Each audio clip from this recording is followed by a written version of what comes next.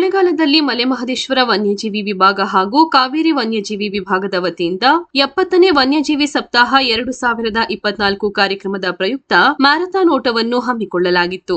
ಸಹಬಾಳ್ವೆಯೊಂದಿಗೆ ವನ್ಯ ಸಂರಕ್ಷಣೆ ಇದರ ಧ್ಯೇಯವಾಗಿದ್ದು, ಈ ಕಾರ್ಯಕ್ರಮಕ್ಕೆ ಅಪರ ಜಿಲ್ಲಾಧಿಕಾರಿ ಸತ್ರ ನ್ಯಾಯಾಧೀಶರಾದ ಶ್ರೀಕಾಂತ್ ರವರು ಚಾಲನೆ ನೀಡಿದರು. ನಂತರ ಮಾತನಾಡಿದ ಅವರು, ವನ್ಯಜೀವಿಗಳು ನಾವು ಇರುವಲ್ಲಿಗೆ ಬರುವುದಿಲ್ಲ, ಆದರೆ ನಾವು ಮನುಷ್ಯರು ವನ್ಯಪ್ರಾಣಿಗಳು ಇರುವಲ್ಲಿಗೆ ಹೋಗಿ ಕಾಡನ್ನು ನಾಶ ಮಾಡುತ್ತಿದ್ದೇವೆ ಎಂದರು.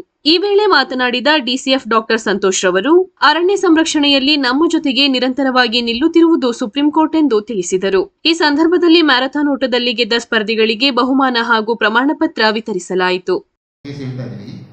ಆ ಕೇಸ್ ಇದ್ದದಕ್ಕೆ ನಮಗೆ ಇವತ್ತು ಸುಮಾರು ನಮಗೆ ವನ್ಯ ಪ್ರದೇಶ ಅಥವಾ ಕಾಡು ಪ್ರದೇಶ ಉಳಿದದ್ದೇ ಹೇಳ್ಬೋದು. ಆಯ್ತಾ, ಒಂದು ಆಮೇಲೆ ನೋಡ್ರೆ ನಮಗೆ ಎಲ್ಲೆಲ್ಲ ನಮಗೆ ಪ್ರಾಬ್ಲಮ್ ಬರುತ್ತೆ, ಇಲ್ಲೆಲ್ಲ ನಮಗೆ ಮ್ಯಾನೇಜ್ ಮಾಡ್ಲಿಕ್ಕೆ ಆಗೋದಿಲ್ಲ, ಅವೆಲ್ಲ ಕೂಡ ಸುಪ್ರೀಂ ಕೋರ್ಟ್ ನಮಗೆ ರೆಸ್ಕ್ಯೂ ಇದೆ, ನಮಗೆ ಹೆಲ್ಪ್ ಮಾಡಲಿಕ್ಕೆ ಬಂದಿದೆ.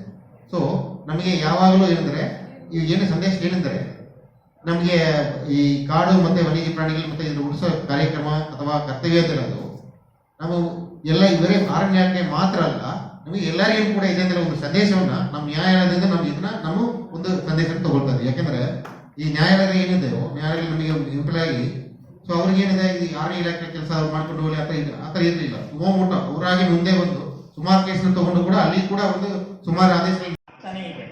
ಮತ್ತೆ ವನ್ಯಜೀವಿಗಳು ಮನುಷ್ಯರಿಂದ ಊರು ಬರ್ತಿದ್ದಾವೆ, ಮತ್ತೆ ಕಾಡು ಪ್ರಾಣಿಗಳೆಲ್ಲ ಬೆಳೆದ ಹಾಳು ಮಾಡ್ತಾ ಇದ್ದಾವೆ ಅನ್ನೋದೊಂದು ಕೂಗು ಕೇಳ್ತಾನೆ ಬರ್ತಾ ಇದೆ.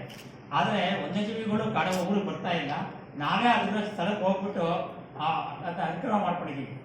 ಹಾಗಾಗಿ ವನ್ಯಜೀವಿಗಳಿಂದ ನಮಗೇನು ತೊಂದರೆ ಆಗ್ತಾ ಇಲ್ಲ, ನಮ್ಮಿಂದಲೇ ವನ್ಯಜೀವಿಗಳು ತೊಂದರೆ ಆಗ್ತಾ ಇರೋದಿಲ್ಲ ಅರ್ಥದಲ್ಲಿ ನೋಡೋದಾದ್ರೆ.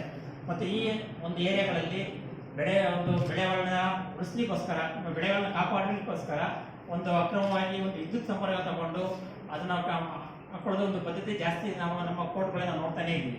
ಈ ಒಂದು ಅಕ್ರಮವಾದಂಥ ವಿದ್ಯುತ್ ಸಂಪರ್ಕ ಪಡ್ಕೊಂಡು ಬೇಲಿಗಳಿಗೆಲ್ಲ ಅವರು ಅಳವಡಿಸಿ ವನ್ಯಜೀವಿಗಳನ್ನ ವಿನಾಶಕ್ಕೆ ಸಹ ಕಾರಣ ಆಗ್ತಾ ಇದೆ.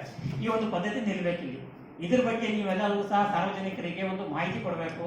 ಮತ್ತೆ ಅವರಿಗೆ ಇದೆಲ್ಲ ಗೊತ್ತಿರೋದಿಲ್ಲ, ಇದರಿಂದ ವನ್ಯಜೀವಿಗಳಿಗೆ ತೊಂದರೆ ಆಗ್ತದೆ, ಇದರಿಂದ ಅವ್ರ ಉದ್ದೇಶ ಏನಿದ್ರೆ ಬೆಳೆಗಳನ್ನ ಸಂರಕ್ಷಣೆ ಮಾಡ್ಕೋಬೇಕು ಅನ್ನೋದು ಒಂದು ಉದ್ದೇಶ ಇರ್ತದೆ.